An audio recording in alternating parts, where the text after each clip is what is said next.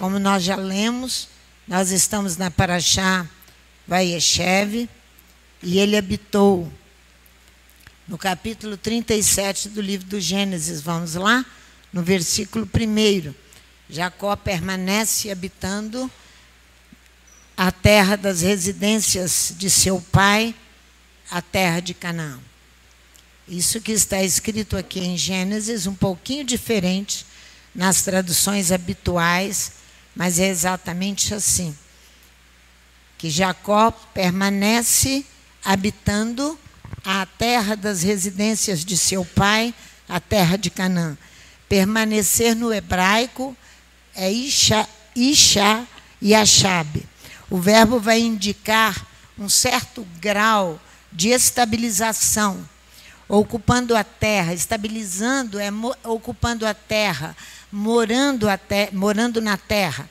O termo estabilização será empregado para fazer, no momento certo, os israelitas entenderem que eles estão sedentarizados em seu país.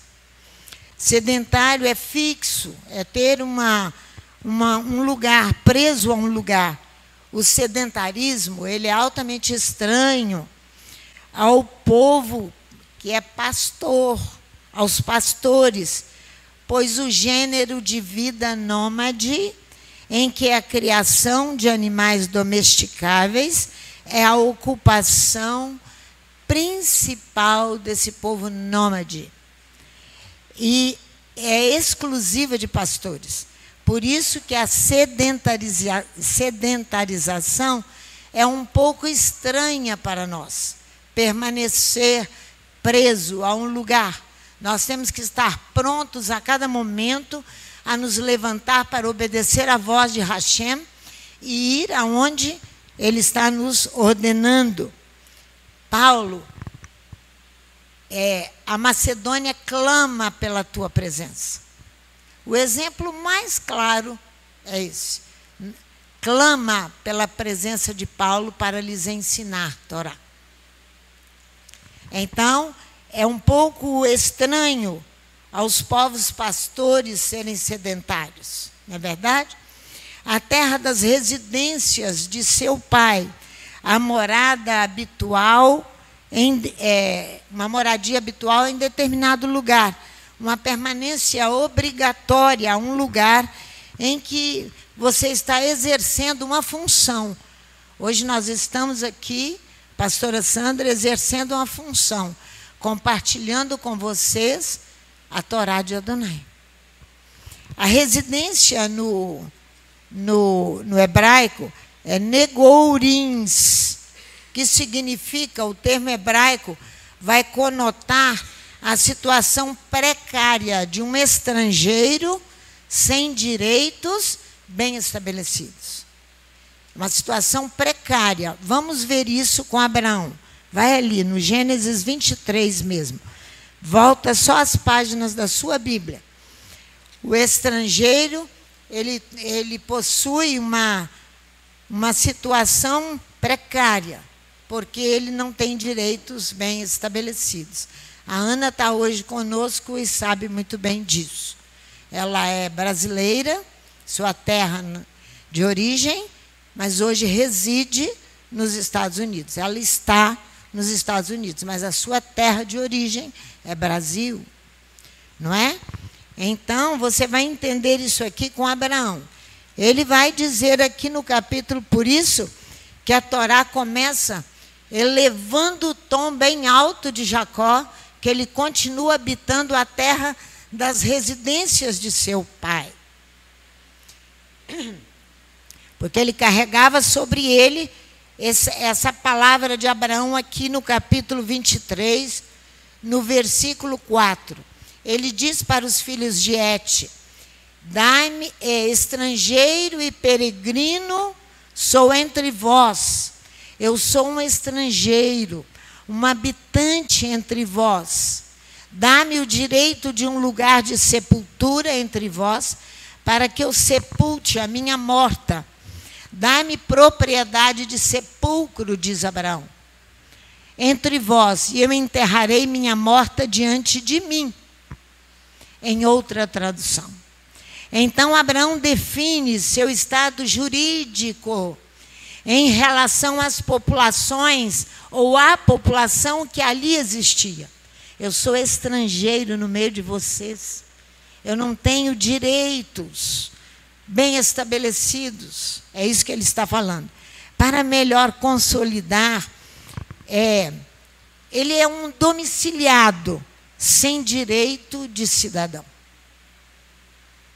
Então, para melhor consolidar seu novo estabelecimento, que ele pede o quê? Ele está pedindo para uma propriedade de sepulcro entre vós, para enterrar a sua morta. Olha o que ele está pedindo. Para enterrar a sua morta. Então, você vê o que ele pretende possuir ali, é uma sepultura apenas, a fim de enterrar Sara.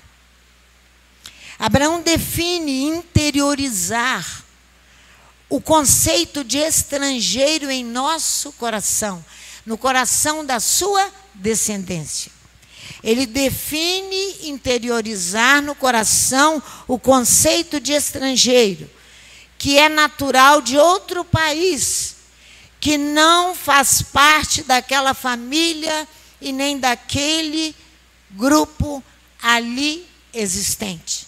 Ele deixa isso bem claro, bem claro, bem claro.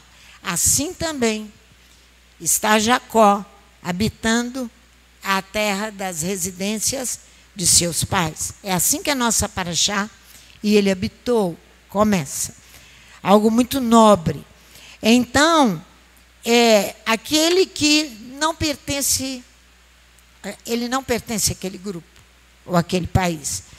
Ele está falando isso para nós, para a sua descendência. Olha bem, assegurando que a nossa vida aqui simplesmente é temporária.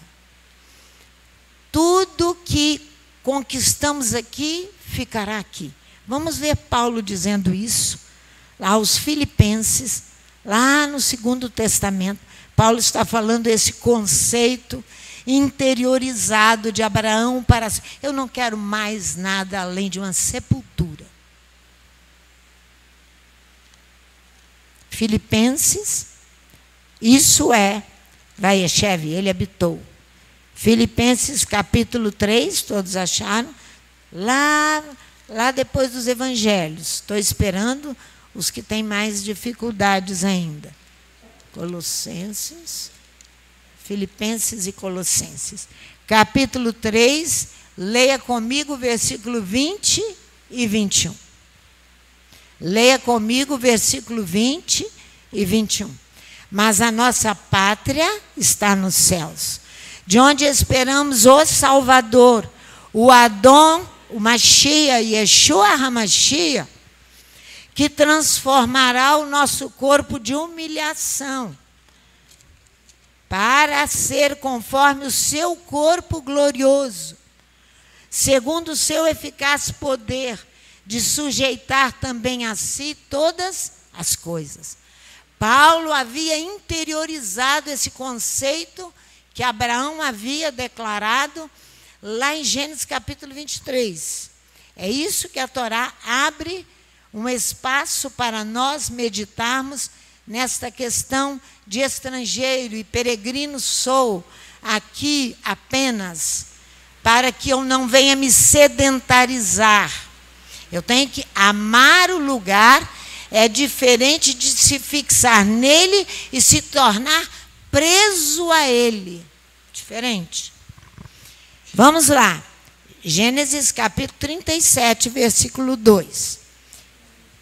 Olha lá o que diz a Torá. Voltemos lá na paraxá Vaieshev. Gênesis capítulo 37, versículo 2. Eis os descendentes de Jacó. Olha aqui. Esta é a história de Jacó na tradução habitual. Sendo Iosef de 17 anos, apacentava os rebanhos com seus irmãos.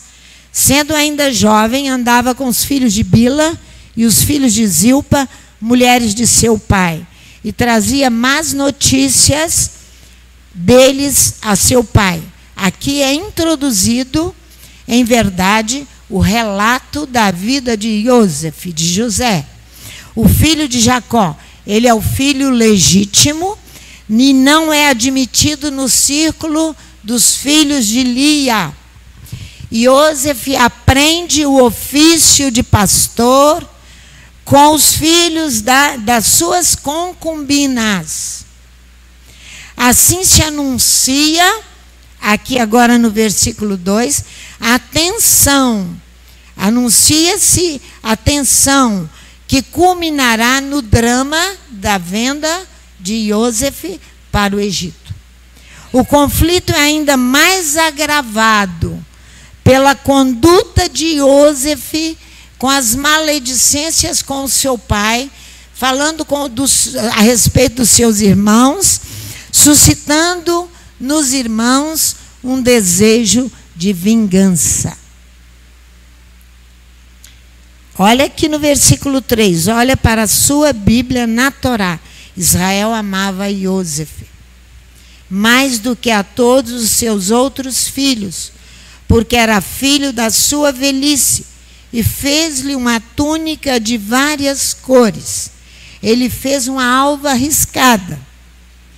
O presente, olha que ele vai ultrapassar a preferência de Benjamim, para Iosef.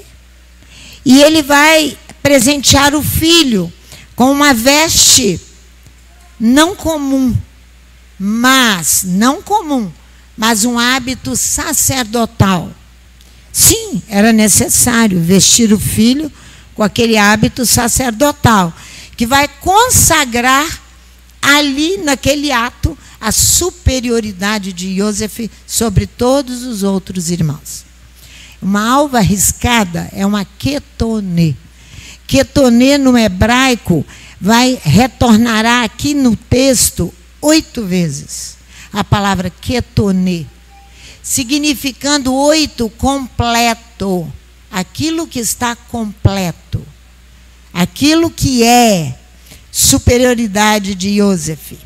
Então, ao longo do capítulo, no Êxodo e no Levítico, a ketonê é uma alva sagrada, é uma roupa sagrada, que vestem Arão e os sacerdotes do santuário de Jerusalém. Vamos ver isso?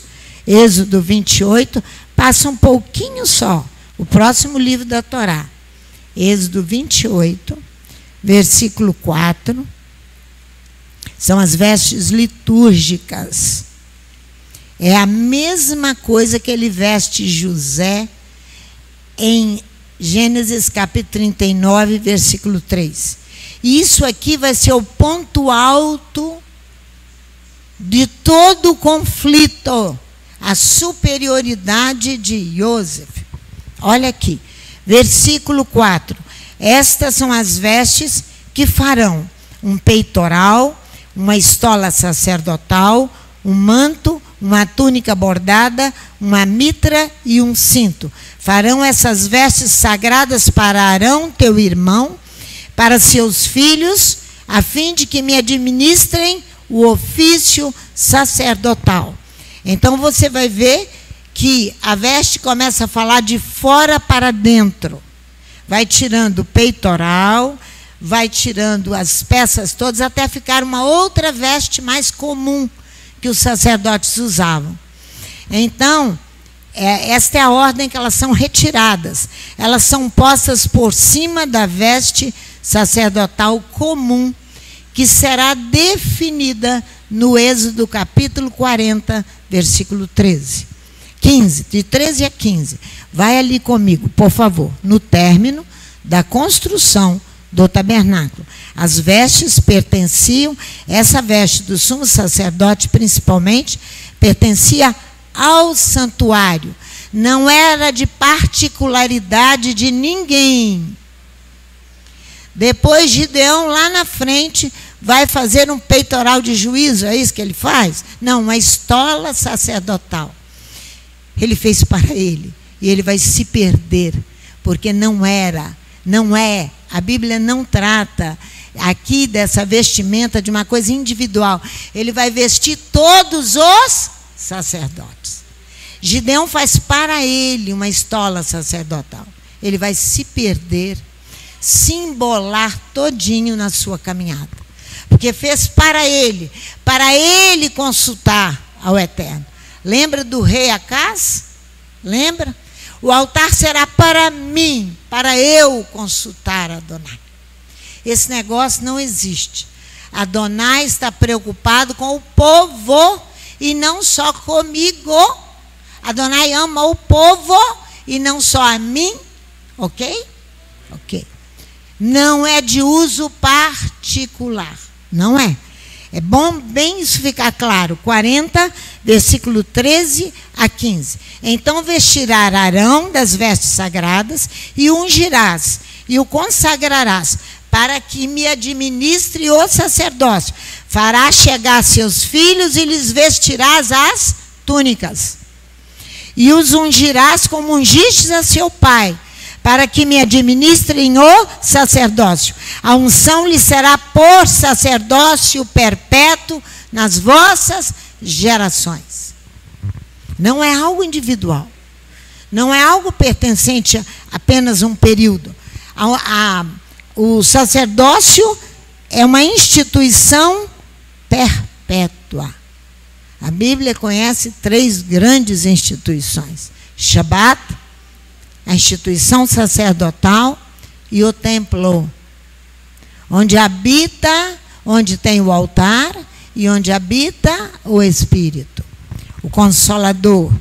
Os sacerdotes vestiam uniformemente um calção de linho branco, uma túnica de linho branco, um cinto bordado e um gorro branco. O sumo sacerdote usava também essas 4 peças do vestuário, mas punha por cima as vestes distintas da sua dignidade. Foi essa que fez Jacó para Iosef. Foi esta que fez Jacó para Iosef. O manto azul, em cuja orla tem os sininhos de ouro que eram suspensos. O éfode, o peitoral do juízo, o diadema cintilante sobre sua fronte e o turbante. O sumo sacerdote usava no dia do Yom Kippur, o dia do perdão. Ele punha vestes brancas e um cinto branco. No Êxodo 14 você viu ali. Vestes Arão com as suas vestes do santuário. Consagra-o. Ele ministrará para mim. Não é para ele, é para mim, diz Adonai. E seus filhos apresentá-los-ás, vestidos de alvas. Messia-os como messiastes o pai deles. Eles ministrarão para mim. Sua messianidade será para eles. Ministrar em perenidade para seus ciclos. Por isso que é perpétuo. É também a veste sagrada que recobria a sulamita, dita ali em Cantares, capítulo 5, versículo 3. Perceba comigo que a quetonê que veste as estátuas dos deuses é uma quetonê também. Você já viu a Aparecida? Você já viu a vestimenta da Aparecida? Você já viu? É a mesma veste que veste os deuses. Ela tem uma túnica esticada assim, toda rebordada, altamente rica. É uma quetonê. Mas não foi essa que foi vestida em Iosef, e nem deve ser vestida em qualquer um que tem uma dignidade de Iosef, uma superioridade de Iosef.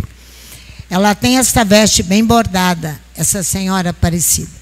Porém, nós devemos lembrar que temos, porém, este tesouro de superioridade em vasos de quê? De barro. Em vasos de barro. Fácil de quebrar.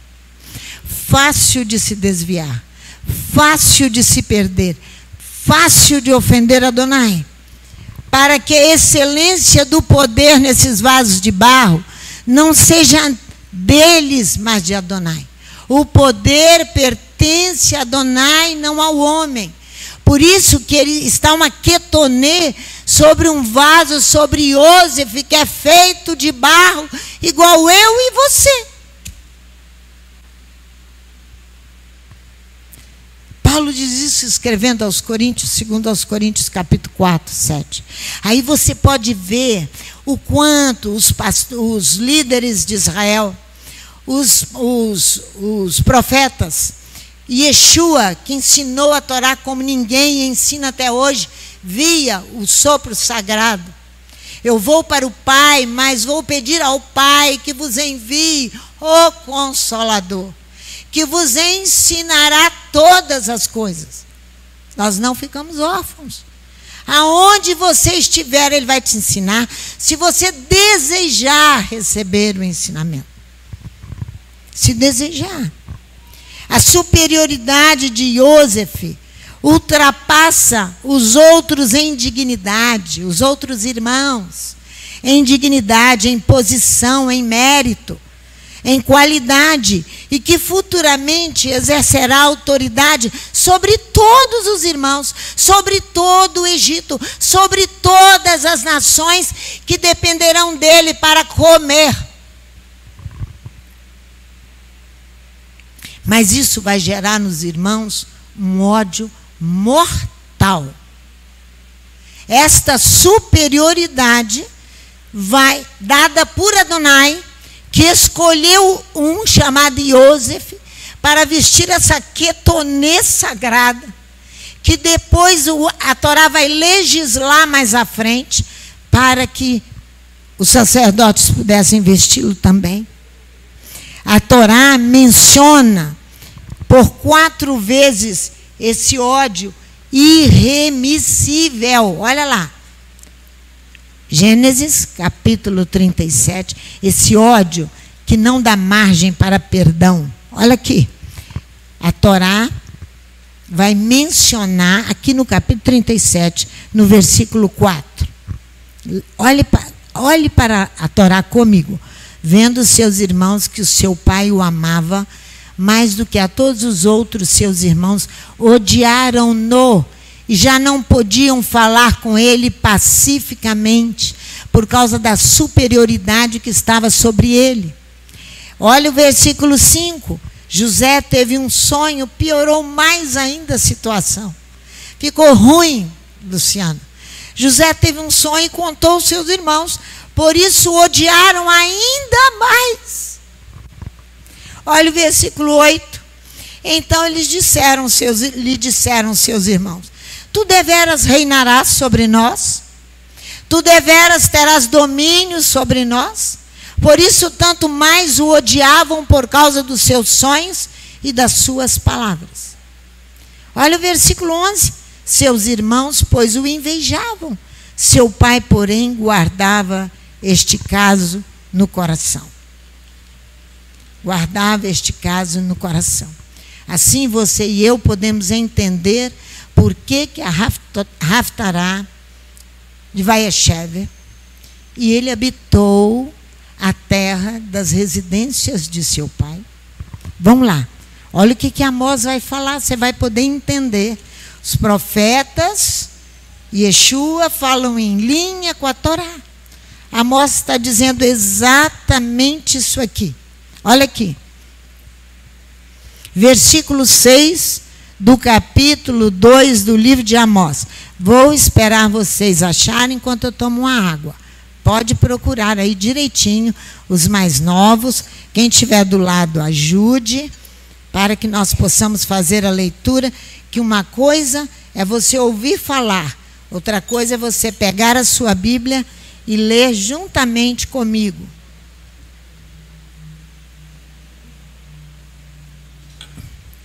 Olha aqui, versículo 6.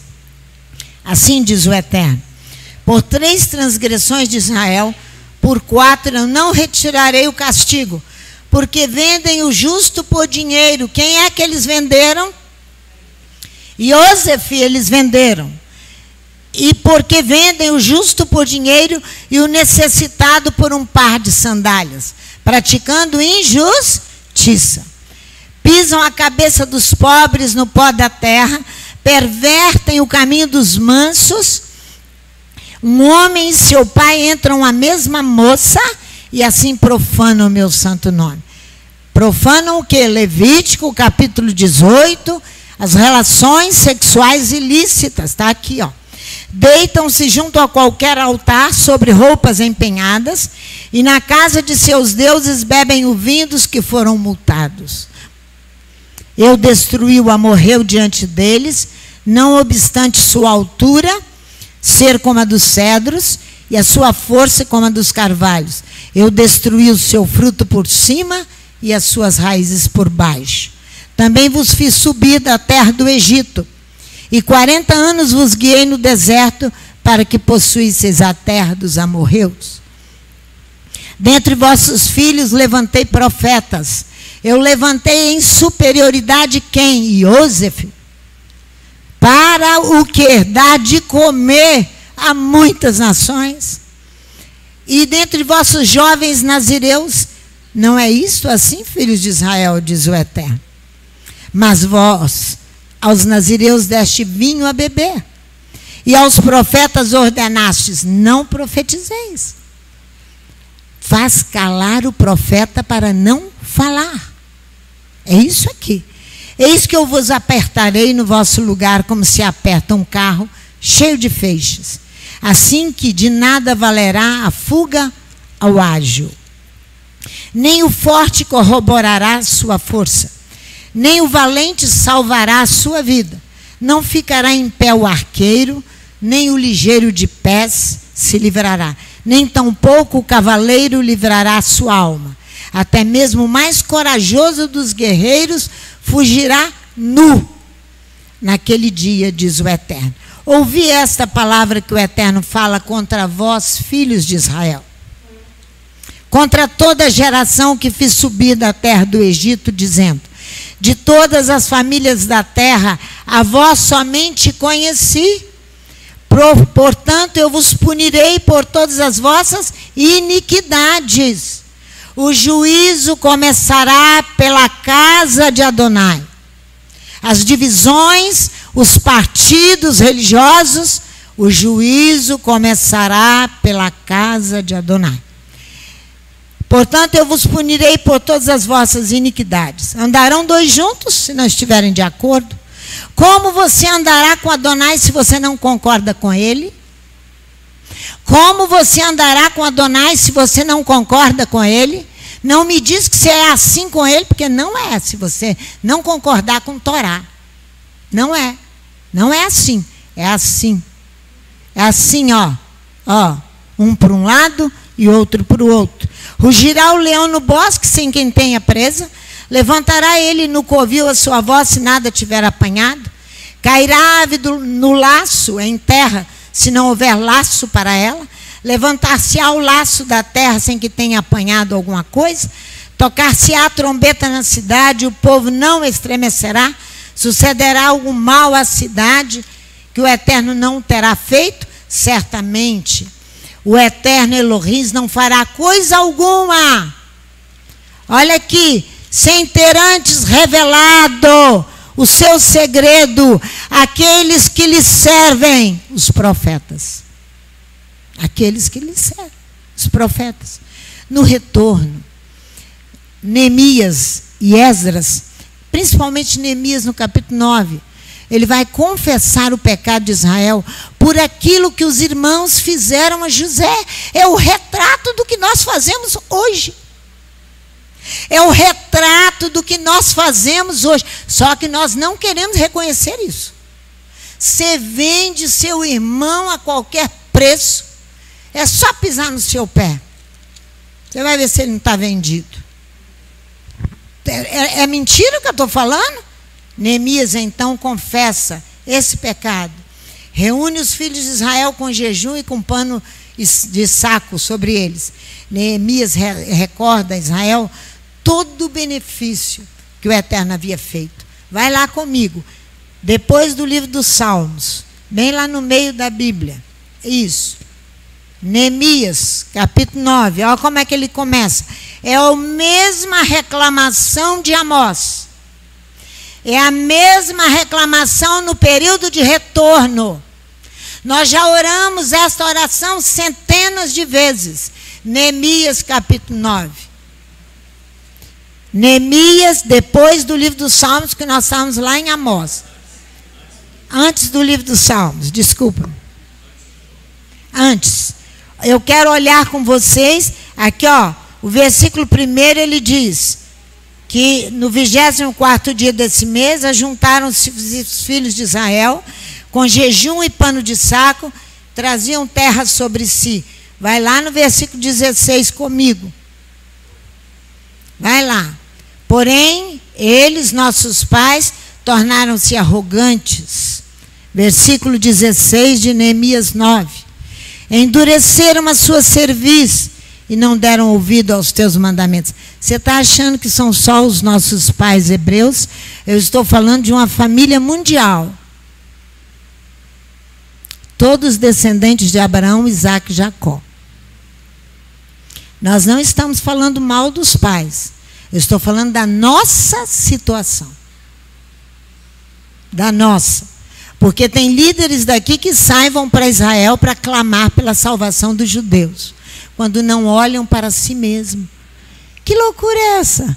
Sair daqui para ir lá clamar pela salvação dos judeus. Ela está prometida em Romanos capítulo 11.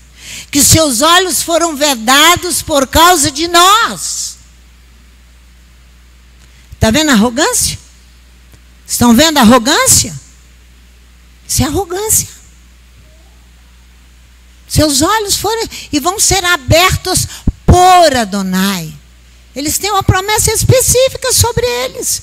Lógico que nós oramos todos os dias por Jerusalém, pelos nossos pais. Mas eu me despencar daqui para ir lá fazer isso? Por que eu não olhei para mim mesmo? E o estado que a minha cidade, o meu país, o meu estado se encontra e as outras nações de morte. E não deram ouvidos aos teus mandamentos. Recusaram ouvir-te e não se lembraram das tuas maravilhas que fizesse entre eles. Endureceram a sua cerviz e na sua rebelião levantaram um chefe, a fim de voltarem à sua servidão. Mas tu, ó Elohim, perdoador, clemente e misericordioso, tardio em irar-te, grande em bondade, não os desamparastes. Olha o versículo 26. Lançaram fora, mas foram desobedientes, se revoltaram contra ti, lançaram a tua Torá para trás das costas, mataram os teus profetas, que protestavam contra eles para que voltassem a ti, e cometeram horríveis blasfêmias. Essa oração de retorno. Olha o versículo 29. Testemunhastes contra eles para que voltassem à tua Torá. Porém, eles procederam com soberba e não deram ouvidos aos teus mandamentos. Pecaram contra os teus juízos, pelos quais o homem que os cumprir viverá. Viraram os ombros, endureceram a sua cerviz e recusaram a ouvir. Os rabis comentam que a decisão tomada pelos irmãos de Joseph de matar Iosef, nós estamos ainda nessa questão, nesse assunto. É para impedir que repita entre o irmão e eles a clivagem estabelecida nas gerações entre Isaac e Ismael, Jacó e Esaú. Olha só. Você sabe o que é uma clivagem? Nós estamos falando de geologia quando falamos em clivagem. É a propriedade que certos corpos têm de se dividirem com muita facilidade. Você acha que para construir o templo em Jerusalém, naquela época, o Egito que construiu grandes pirâmides, como você ia diante de um bloco de granito imenso, igual a pedra dos dois olhos.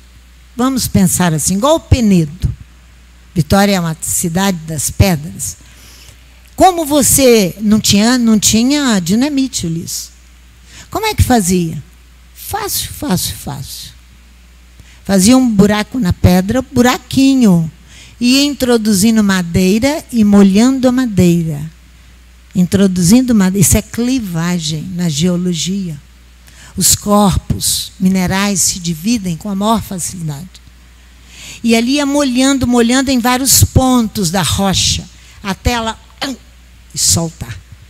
Soltava aquele bloco enorme para a construção das grandes pirâmides de Faraó, para a construção do templo em Jerusalém, aqueles blocos enormes de pedra. Não existia dinamite. Era esse o medo dos irmãos de José, que se dividiam muito facilmente, segundo certos planos. Aqui vai se dividir por causa do ódio, por causa da inveja, da superioridade de José, vai dividir o clã. O projeto dos irmãos de José é humano, é presunçoso. É presunçoso porque diante de um projeto de Adonai, você se levanta contra. Eu me levanto contra. Quem eu acho que eu sou para me levantar contra um projeto de Adonai? Eu vou te mostrar um judeu que está aí na internet, que Mila, está aí, Levi te entregou? Olha só, eu vou te mostrar um projeto agora para os nossos dias de um judeu chamado Hashem. Você já imaginou? É esse projeto que você já deve ter visto aí. Isso é se levantar contra Adonai. Você já imaginou um bebê sendo produzido em uma fábrica? Um vídeo de instalação de 100% tecnológica, capaz de carregar e parir fetos humanos. Fora do corpo humano, chamou a atenção da internet nesta semana, que questiona o futuro da gestação. Qual é a intenção desse homem? As informações são do jornal britânico Metro. Olha só, a intenção é destruir a descendência. Destruir a descendência. A iniciativa faz parte de um conceito idealizado pelo alemão Hashem Al-Gali. Não sei pronunciar. Alemão Hashem Al-Gali, um biotecnólogo. Isso. Segundo ele, a fábrica oferecia uma maneira para os pais produzirem bebês personalizados. Contudo, apenas restrições éticas estão impedindo a implementação. Olha lá, olha a fábrica de bebês. Passa o vídeo para nós, é rapidinho. Olha lá. O bebê vai ter o seu olhinho, a sua carinha, o seu jeitinho que você quer, minha filha. Aí, olha só. Isso aí. Tá bom, Mila. Esses são os bebês personalidades. Ulisses, que é um bebê de olho azul, disso, isso e aquilo, vai ter. Olha lá. Porque o vídeo está em inglês, por isso que nós não colocamos. Pode encerrar. Viram só? Isso é se levantar contra Adonai e os seus projetos para uma pátria futura, aonde nós vamos habitar. Isso é se levantar contra ele. Confere comigo, você vai ver que esse homem é presunçoso, como os irmãos de José, pois possuía uma opinião formada sem provas certas e positivas de que Iosef afirmaria ser o único legatário da revelação abrâmica. Era isso que eles estavam afirmando. Vai ser Iosef o único legatário da revelação abraâmica? Se encheram de inveja, de presunção. Veja comigo no capítulo 37 do livro do Gênesis, versículo 23. Gênesis, capítulo 37, Volta lá comigo na Torá. Estou bem devagar, tá? Vocês estão percebendo, né? Para que todos possam ir lá e encontrar, porque uma coisa é ler. Versículo 23. Chegando Iosef a seus irmãos, estes o despiram de quê? Da sua túnica, da sua quetonê, da alva sagrada que vestia Iosef. A túnica de várias cores que ele estava usando. O objetivo era despi-lo de uma proteção sagrada para que ele pudesse ser igual a eles. Despi-lo.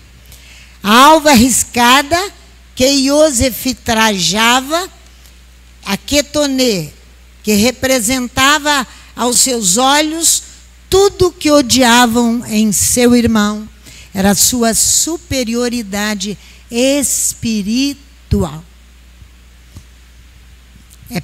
Superioridade é a pessoa que está acima das outras, que tem vantagens, que tem supremacia espiritual e física, como aconteceu com Iosef.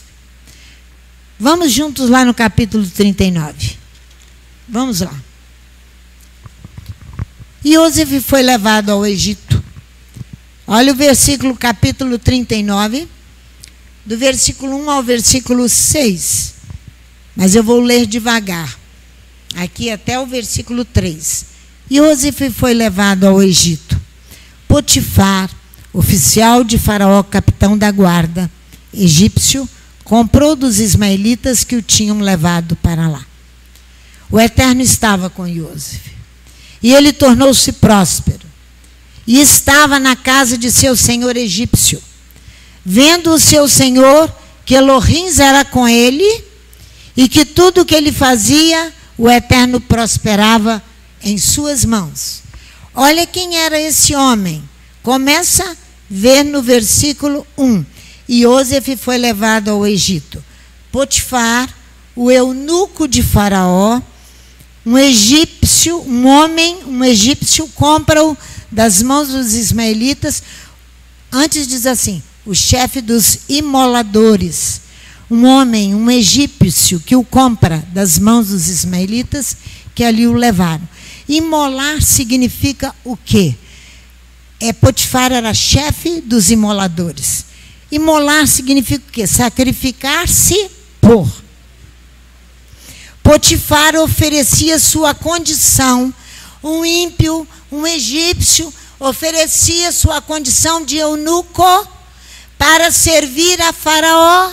Ele oferecia-se em sacrifício, matando sua natureza sexual, para tomar conta do harém do rei. Isso ele era chefe dos imoladores, um homem, um egípcio. Esse homem que vai comprar Iosef. O homem estava habituado, minha filha, a sacrificar-se.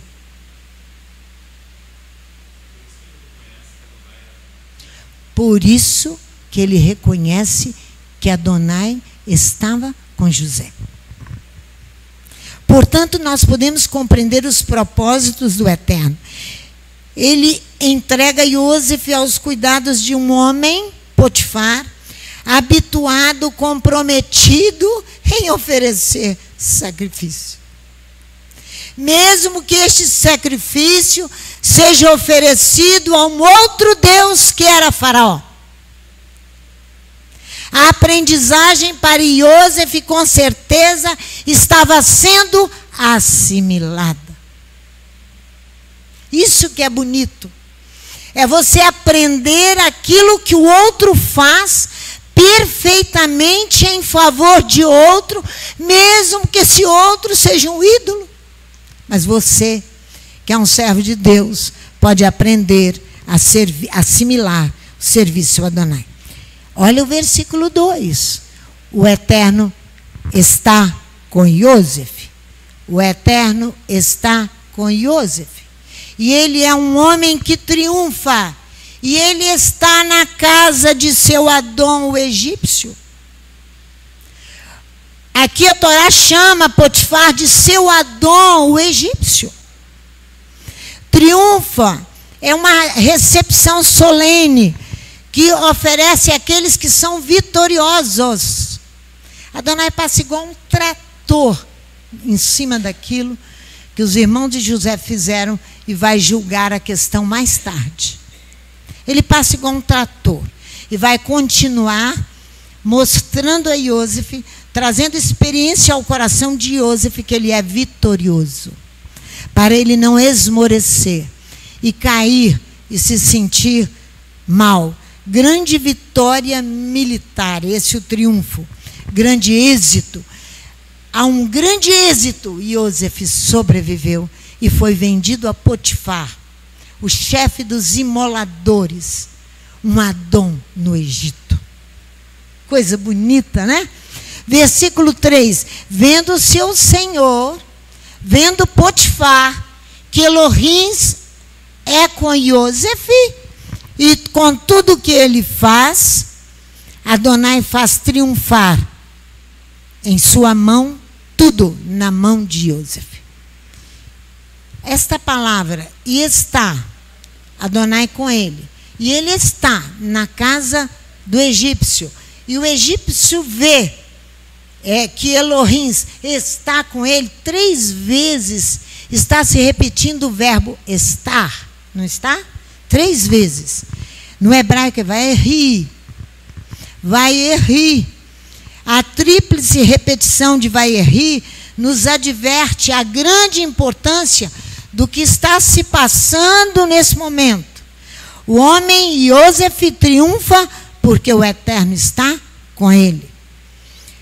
Está são caracteres comuns aos corpos físicos ou químicos que se encontram em certas condições definidas.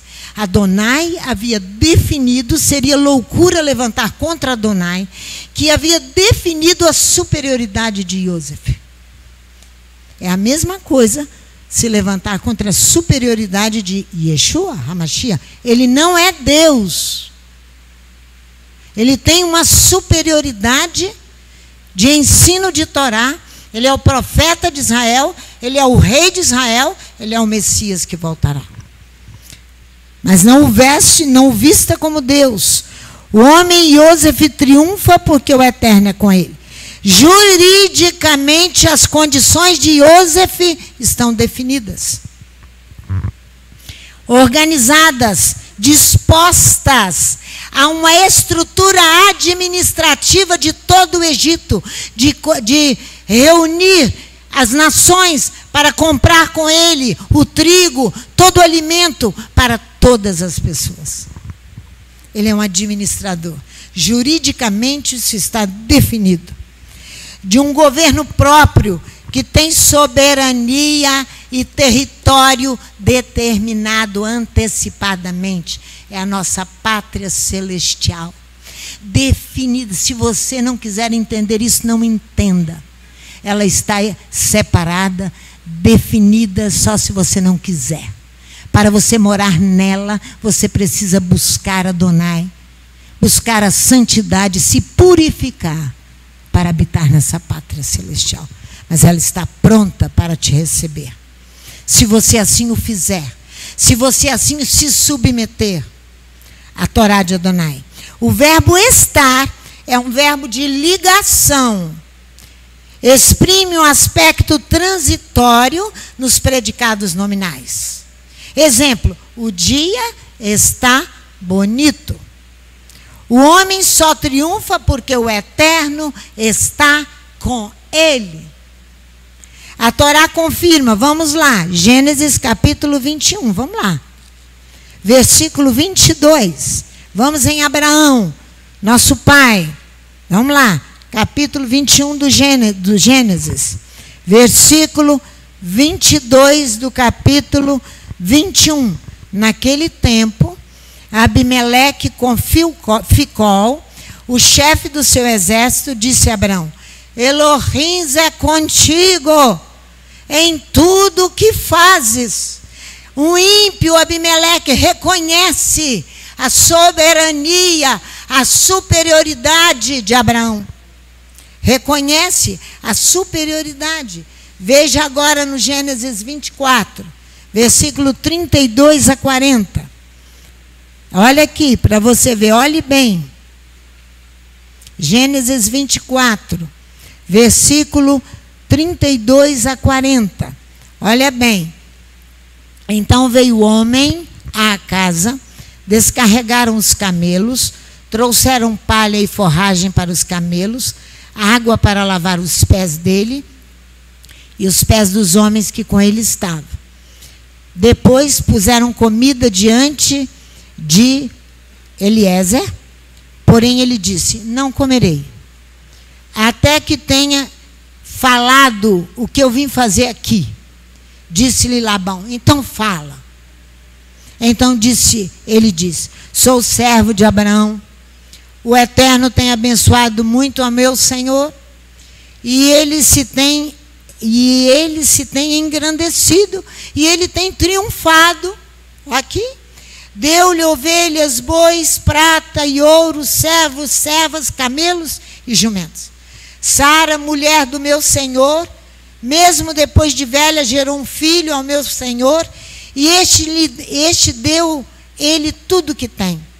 E meu Senhor me fez jurar, dizendo: não tomarás mulher para meu filho dentre as filhas dos cananeus, em cuja terra habito, mas irás à casa de meu pai e à minha família, e tomarás mulher para o meu filho, para dar continuidade à descendência.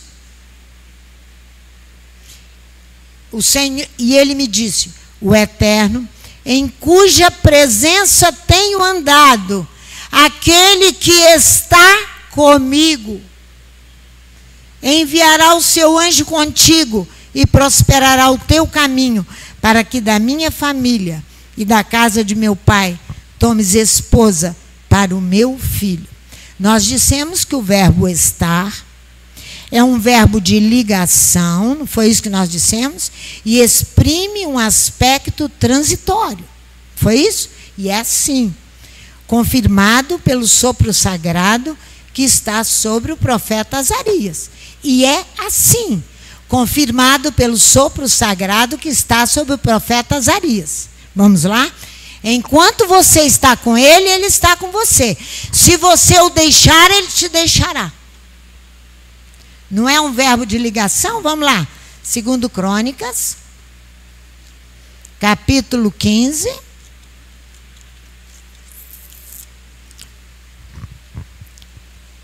Segundo Crônicas, sabe por quê? Porque tem gente que diz: eu tenho sangue judeu, eu sou hebreu, e eu estou, porque eu tenho a Torá sem praticá-la muitas vezes, mas eu tenho a Torá, estou pronto, salvo. O verbo estar é um verbo de ligação, ele vai exprimir um aspecto transitório. Foi isso que eu disse para vocês. Se você estiver com ele, está com ele, ele está com você. Se você o deixar, ele vai te deixar. Vamos ler aqui? Veio o espírito de Elohim sobre Azarias, filho de Obed. Ele saiu ao encontro de Asa e lhe disse: ouvi-me, Asa, e todo Judá e Benjamim, o Eterno está convosco quando vós estáis com ele. Se o buscardes, o achareis. Porém, se o deixardes, ele vos deixará. Israel esteve por muito tempo sem o verdadeiro Deus, e sem sacerdote que o ensinasse, e sem Torá. Mas na sua angústia, retornaram ao Eterno, Elohim de Israel, e o buscaram e o acharam. Naqueles tempos não havia paz nem para os que saíam, nem para os que entravam, mas muitas perturbações sobre todos os habitantes daquelas terras. Uma nação despedaçava outra nação, uma cidade a outra cidade, porque Elohim as conturbava com todo tipo de angústia. Mas quanto a vós, esforçai-vos, e não desfaleçam as vossas mãos, pois a vossa obra terá uma recompensa. Então permaneça com ele, senão será uma passagem com ele, uma transitoriedade genuína. ele não permanecerá com você se você o deixar. Isso aqui é uma luta do profeta. Ou então Asa vai esforçar-se. Olha o que ele vai fazer. Ele tirou as abominações. Olha o versículo 8. Leia aí. Ele tirou as abominações de toda a terra de Judá e de Benjamim, com também as cidades que tomara, na região montanhosa de Efraim. Renovou o altar do Eterno. Não existe templo sem altar, que estava diante do pórtico do Eterno. Então congregou todo Judá e Benjamim, e com eles os estrangeiros de Efraim, Manassés e de Simeão, pois de Israel vinham a ele um grande número, quando viram que o Eterno, seu Elohim, está com ele. Está com ele. Todos virão quando veem que Elohim está conosco. É isso aí. Aí você vai ver lá Romanos capítulo 11. Vai lá comigo. Anda mais um pouquinho aí. Romanos capítulo 11. Lá no Segundo Testamento. Nós vamos falar daquela questão que eu disse. 19 a 22.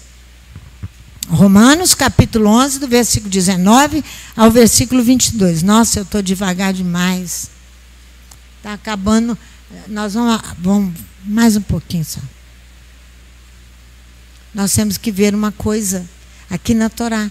Eu não posso deixar de falá-la para vocês. Olha aqui, versículo 19. Dirás, pois, Romanos 11, versículo 19, 20 até o 22. Dirás, pois, os ramos foram quebrados para que eu fosse enxertado. Está bem. Pela sua incredulidade, eles foram quebrados. E tu estás em pé pela fé. Não te ensoberbeças, mas teme. Pois se Elohim não poupou os ramos naturais, teme que não te poupe a ti também, se você não permanecer com ele. Considera, pois, a bondade e a severidade de Elohim, para com os que caíram, severidade, mas para contigo a bondade de Elohim, se permaneceres na sua bondade. De outro modo, também tu serás cortado. É isso que nós estamos falando.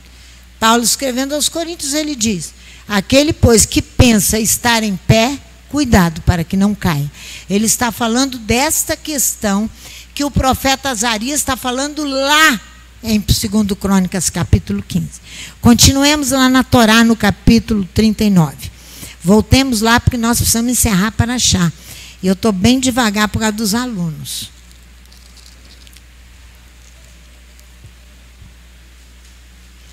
Versículo 4.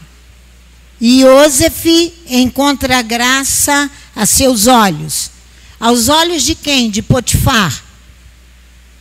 Ele o pôs por mordomo da sua casa, por administrador. E o encarregado da casa o torna administrador. Depois ele será administrador de todo o Egito. A segunda pessoa de Faraó. O encarregado da casa, e confia em suas mãos tudo o que possui.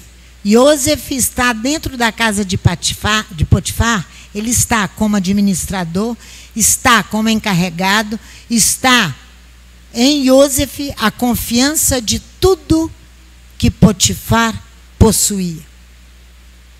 Olha a responsabilidade de Iosef, e que Iosef reconhecia essa responsabilidade.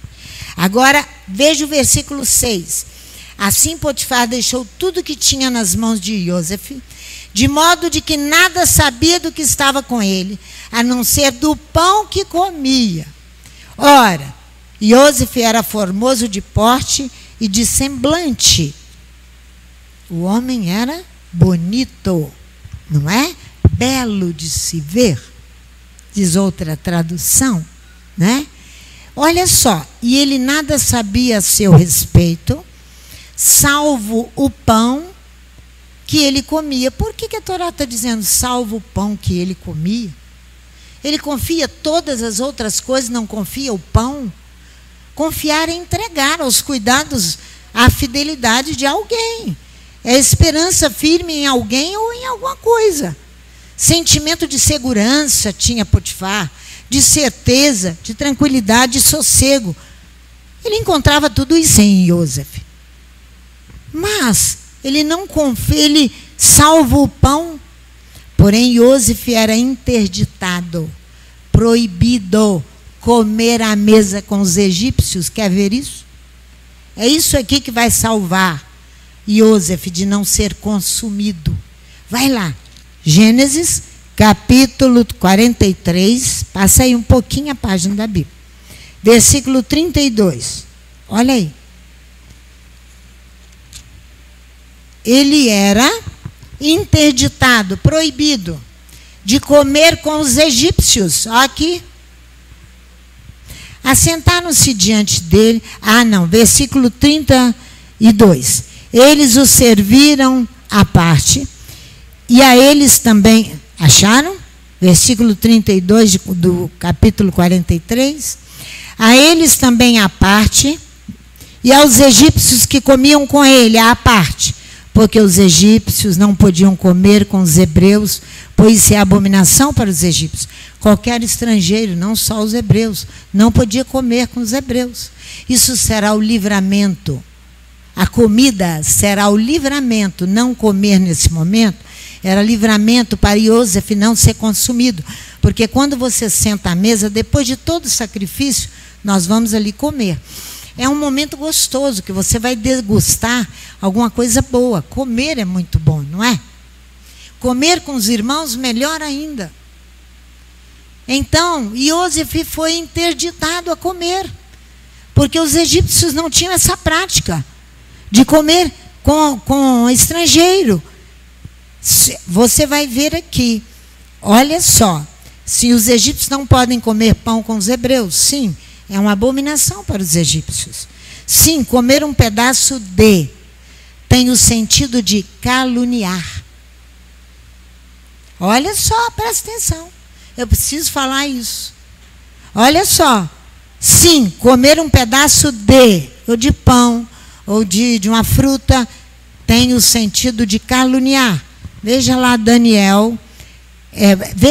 Vamos ver aqui na Torá mesmo. Volta aqui. Gênesis capítulo 39. Iosef seria consumido com aquela mulher doida de Potifar. É verdade, ele seria consumido se ele sentasse à mesa, porque à mesa nós ficamos relaxados, porque nós estamos fazendo algo que traz benefício muito grande ao nosso corpo físico, a todo o nosso ser. É muito agradável.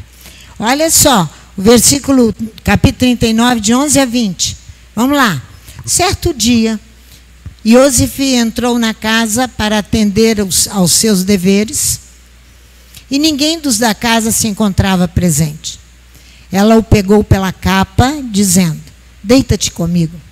Mas ele deixou a sua capa nas mãos dela e fugiu, escapando para fora. Quando ela viu que ele deixara a capa em suas mãos e fugira para fora, chamou pelos homens de sua casa e lhes disse: calúnia é um falso testemunho, né? Uma falsa acusação. Você vai manchar a honra de alguém? No sentido básico dessa raiz, o sentido básico dessa raiz é consumir alguém. Aqui, vede, trouxe-nos meu marido, este hebreu, para nos insultar. Veio a mim para se deitar comigo, mas eu gritei em alta voz. Quando ele ouviu, eu me levantava a voz e gritava. Ele deixou a capa ao meu lado e fugiu, escapando para fora. Ela guardou a capa consigo até que o senhor dele voltou para casa. Então falou-lhe conforme as mesmas palavras, dizendo: o servo hebreu lançou a culpa sobre Potifar, o chefe dos imoladores, que nos trouxestes. Veio a mim para me insultar, mas levantando eu a voz e gritando, ele deixou a capa comigo e fugiu para fora. Que conversa fiada! Quando o seu senhor ouviu as palavras de sua mulher, que lhe dizia: desta maneira me fez teu servo, a sua ira se acendeu. Então o senhor de José o tomou e levou para a prisão. Então, esse é o sentido básico de comer um pedaço de calúnia. Vocês se lembram quando Daniel vai para a Babilônia? Vocês se lembram que ele se restringiu do alimento? Vocês se lembram que ele não comia a comida do rei?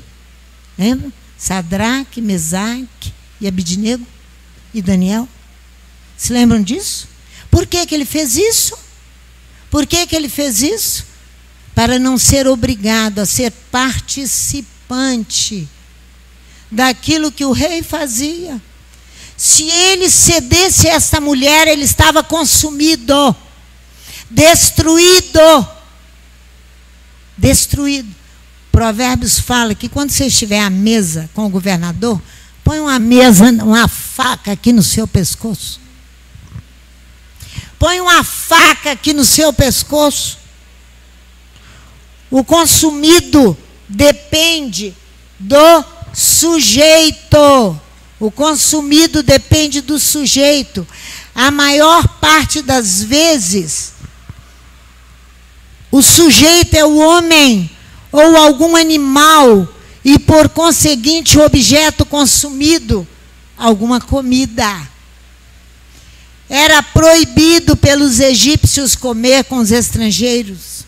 Esta ordem egípcia e obedecida por Iosef, livrou Iosef de ser consumido. Consumir é fazer uso de alguém para suprir sua subsistência. Seria o alvo da mulher de Potifar exterminar e por fim ao chamado de Iosef e ao projeto de Adonai.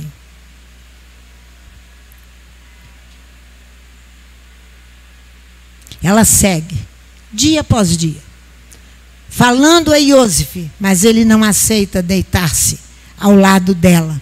Ele não aceita estar com ela. Ele não aceita estar com ela. Ele não aceita estar com ela. Estar com ela é uma expressão púdica. O que não teve Aminon. O que é púdica? Que tem pudor, que impede que se diga ou faça algo que ofenda a honestidade, a confiança de Potifar. Vamos lá, em 2 Samuel capítulo 13, você vai ver que Aminon não tem esse pudor. 2 Samuel capítulo 13, ele não tem esse pudor. Ele não respeita Elohim e a sua Torá. Ele vai se deitar com a sua irmã. Por isso aquela acusação lá de Amós. 2 Samuel capítulo 13, a partir do versículo 6. Assim deitou-se Aminon. Olha que ele vai usar a comida. Presta atenção. Você presta atenção no servo de Abraão, que ele não aceitou a comida. Primeiro eu quero falar o que eu tenho que falar. Primeiro se cumpra a vontade de Adonai, depois eu como.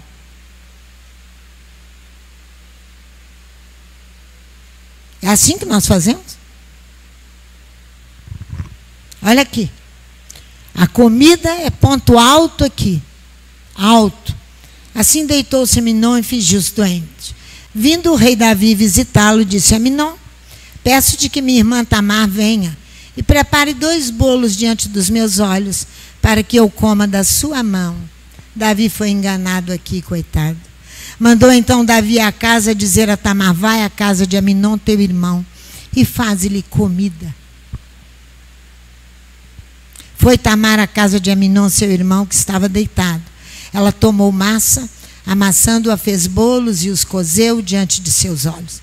Então tomou a panela e os tirou diante dele, mas ele recusou comer. Disse a Aminon: fazei retirar a todos da minha presença. E todos se retiraram. Então disse Aminon a Tamar: traze a comida à câmara e comerei da tua mão. Ele estava comendo um pedaço de calúnia.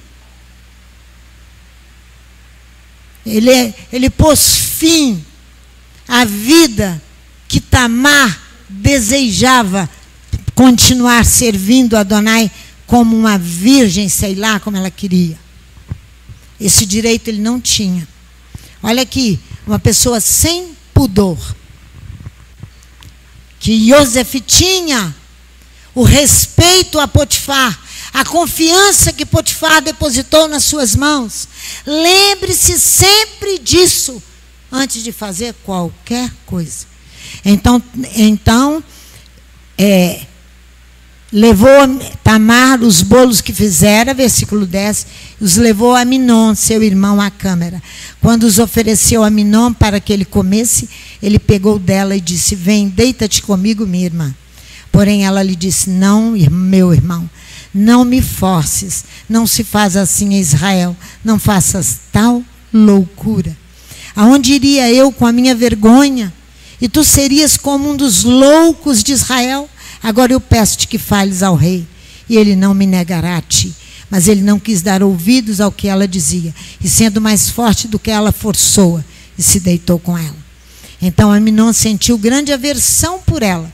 De fato, era a aversão que sentiu por ela maior que o amor com que a amara. Era um desejo descontrolado. Disse-lhe Aminon: levanta-te e vai-te. Então ela lhe disse: não há razão de me despedires assim. Maior seria este mal do que o outro, do que já me fizesse. Porém ele não quis dar ouvidos. Chamou ao moço que o servia e disse: deita fora esta mulher e fecha a porta por trás dela. E fecha a porta por detrás dela. Você veja aqui que ele vai ter, é a mesma coisa. Agora ele vai fazer o quê?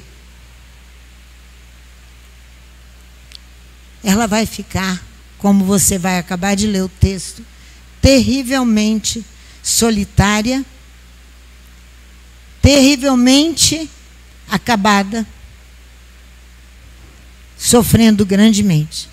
Por que a Torá diz? Por que a Torá diz que uma das maldições que Adonai traz sobre nós é o consumo? Quando nós desobedecemos a todos os seus mandamentos, a toda a sua Torá, nós somos consumidos. 3 maldições vêm sobre nós. Vai lá comigo. Levítico capítulo 26. Eu estou terminando.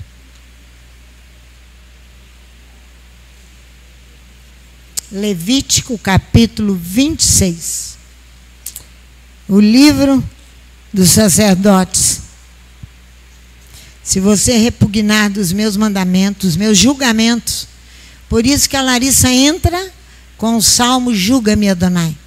Se você sentir nojo dos meus julgamentos, para não executar todas as minhas ordens, para anular a minha aliança, o meu pacto que eu fiz com Abraão, com Isaac e com Jacó, que você diz ser filho, eu também farei isso contra vós. Está aqui escrito, ó. Levítico capítulo 26. É tenso esse negócio da comida, hein? E não acabou ainda não. Não dá para acabar porque nós temos que encerrar. Olha aqui, Levítico capítulo 26, versículo 15 e 16.